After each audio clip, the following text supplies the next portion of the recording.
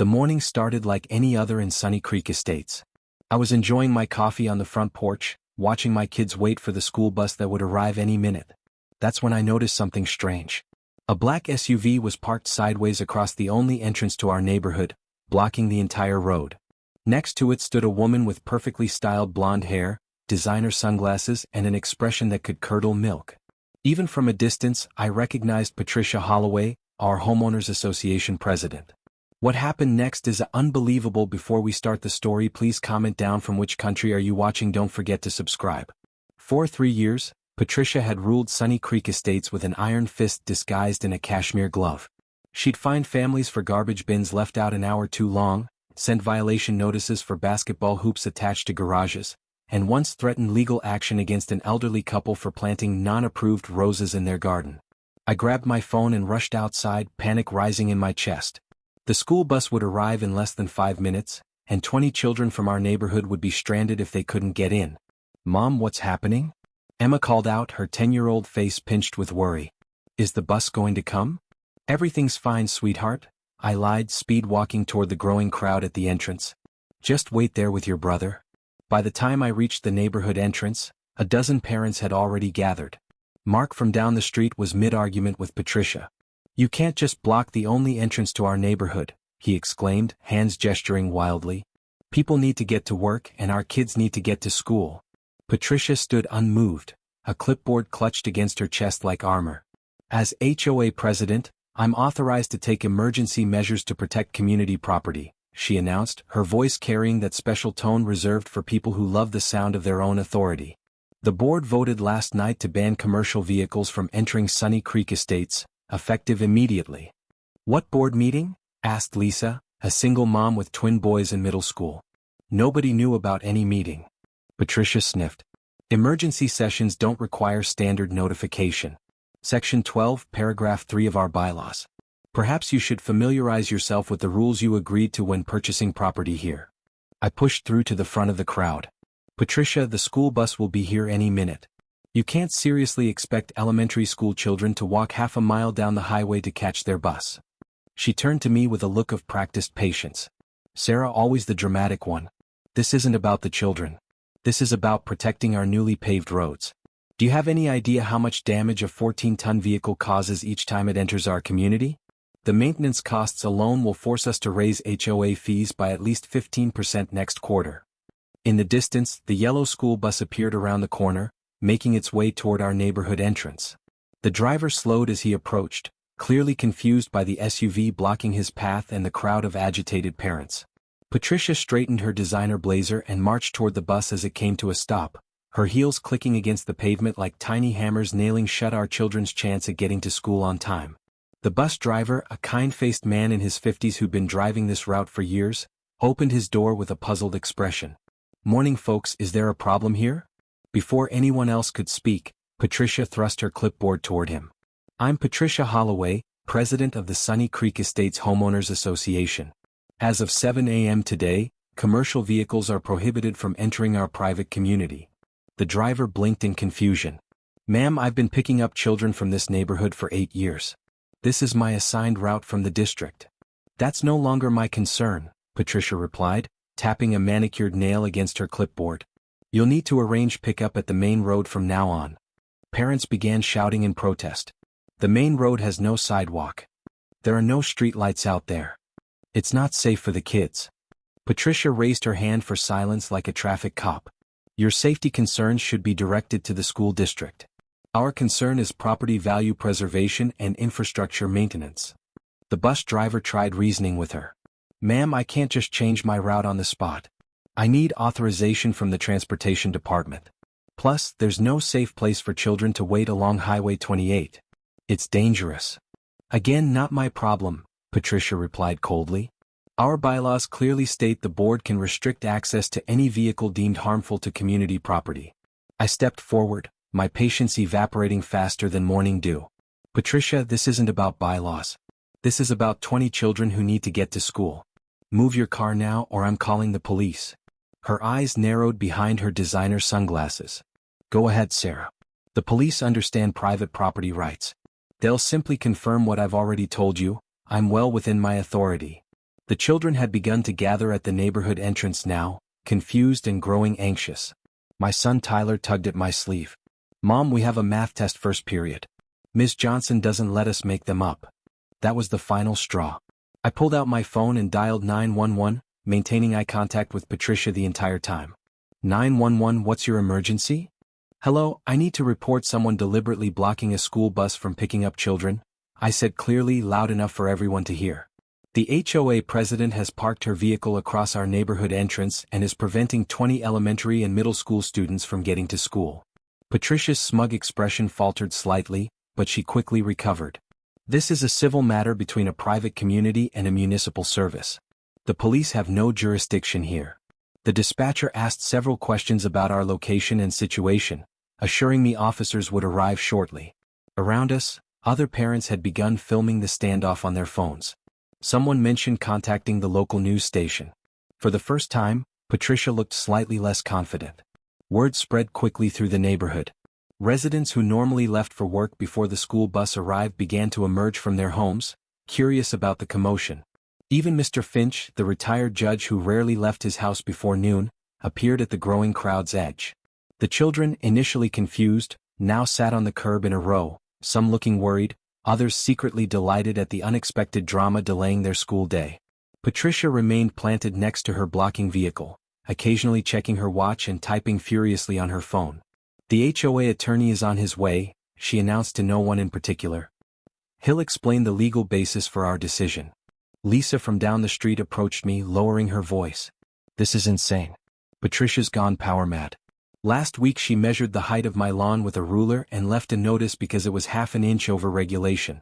Mark nodded. "She cited me for washing my car in the driveway. Apparently that's only allowed between 10 a.m. and 2 p.m. on Saturdays now." The bus driver had called his supervisor and was explaining the bizarre situation. I could see him gesturing toward Patricia and her SUV, shaking his head in disbelief. 10 minutes passed. Children grew restless. Parents checked the time repeatedly, some already calling their workplaces to explain their inevitable lateness. Through it all, Patricia stood firm, occasionally consulting her clipboard as if it contained the secrets of the universe. In the distance we heard sirens. 2 police cruisers pulled up to the neighborhood entrance, lights flashing. The officers, a middle-aged woman with a no-nonsense expression and a younger man with a military haircut, surveyed the scene with professional detachment. "What's going on here?" the female officer asked, addressing the crowd generally. Patricia immediately stepped forward, extending her hand. "Officer, I'm Patricia Holloway, president of the Sunny Creek Estates Homeowners Association. I'm simply enforcing our community's bylaws regarding commercial vehicles on private roads." The officer didn't take Patricia's hand. Instead, she looked at the school bus, the children sitting on the curb, and the SUV blocking the road. "Ma'am, are you preventing this school bus from entering the neighborhood?" Patricia's smile remained fixed in place. "I'm protecting private property from unauthorized commercial access. Our HOA board voted last night to—" "That wasn't my question," the officer interrupted. "Are you deliberately blocking this school bus from picking up these children?" Patricia's smile faltered. "Well, yes, but within my legal rights as—" "Ma'am, please move your vehicle immediately," the officer said. "You're in violation of State Code 38.15, which prohibits interference with public duties, specifically the transportation of minors to educational facilities." Patricia blinked rapidly. "I don't think you understand, officer. These are private roads maintained by our association dues. We have complete authority over access." The younger officer had been checking something on the computer in his patrol car. He approached his partner and spoke quietly. She nodded and turned back to Patricia. "Ms. Holloway, your HOA may maintain these roads, but they're still subject to public access laws. Emergency vehicles, postal services, and yes, school buses, cannot be legally denied entry. Please move your vehicle now." A murmur of satisfaction rippled through the crowd. Patricia's face flushed pink beneath her perfect makeup.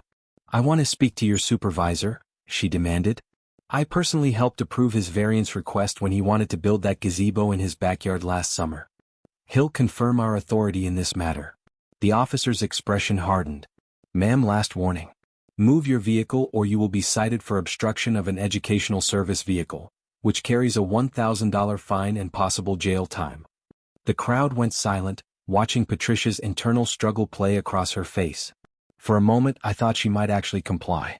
Instead, she did something that left us all speechless. Patricia stepped closer to the female officer, jabbing a finger toward her chest. Do you have any idea who I am in this community?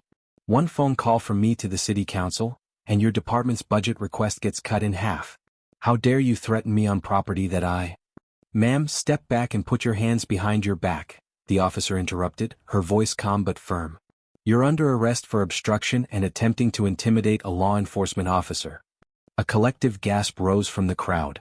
Even the children, who had been half bored by the adult drama, suddenly snapped to attention. This is outrageous. Patricia shrieked as the officer took her arm. I was protecting our property values. You can't arrest me for doing my job. The younger officer moved Patricia's SUV while his partner handcuffed a now hysterical Patricia and recited her Miranda rights. She continued protesting loudly, her perfectly styled hair coming undone as she struggled. You'll all regret this, she called out to the neighborhood residents as the officers led her toward the patrol car. The property values will plummet without proper rule enforcement. Your children's toys will litter front yards. People will paint their houses unapproved colors. As the patrol car door closed on Patricia's continued rants, an awkward silence fell over the crowd. Then from somewhere in the back, a slow clap began.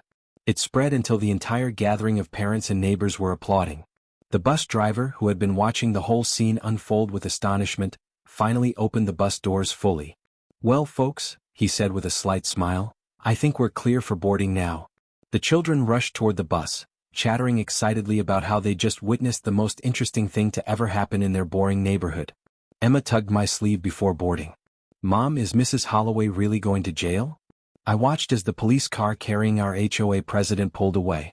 I think she's going to learn an important lesson about the difference between HOA rules and actual laws, honey. My daughter grinned. Cool. Can I tell everyone at school? I have a feeling the story will spread all on its own, I replied, watching as parents already hunched over their phones, undoubtedly sharing the morning's events on social media. By lunchtime, the video of Patricia's arrest had gone viral. Local news stations contacted several neighbors for interviews, and the story appeared on the regional news website with the headline, HOA president arrested after blocking school bus full of children. My phone buzzed constantly with messages from friends across town who had seen the footage. Isn't that your neighborhood? They asked. What was she thinking? I couldn't answer that question. None of us could. Patricia had always been strict about rules, but this level of power abuse shocked even those who had dealt with her citations for years. The school principal called an emergency meeting with the transportation department to ensure no further disruptions would occur. The district superintendent issued a statement emphasizing that student safety and educational access were top priorities that would not be compromised. By evening, the neighborhood buzzed with activity unlike anything I'd seen before. People who normally kept to themselves ventured out, gathering in small clusters on driveways and front lawns, all discussing the morning's events.